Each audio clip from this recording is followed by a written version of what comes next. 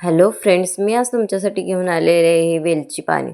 आणि हो, जर तुम्हाला हेल्दी राहायचं असेल तर हे रोज सकाळी उपाशीपोटी प्यायचं बरं का, जेणेकरून तुम्ही छान हेल्दी राहता. जर तुम्हाला पित्ताचा त्रास असेल तरी तो कमी होतो.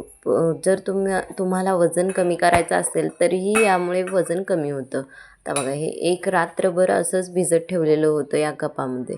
आता हे घ्यायचं, अगदी थोडंसं गरम करायचं, जेणेकरून आपल्याला पेता येईल. बघा, अगदी या पद्धतीने. तर आपण जे सकाळी उठल्या उठल्या पाणी पिणार असतो की नाही, ते अगदी थंड किंवा अगदी जास्त गरम प्यायचं नसतं, अगदी गुणगुणं असं पाणी प्यायचं असतं.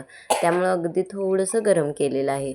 आता यामध्ये तुम्हाला थोडंसं गोड आवडत असेल तर मध घालू शकता आणि छान असं मिक्स करायचं.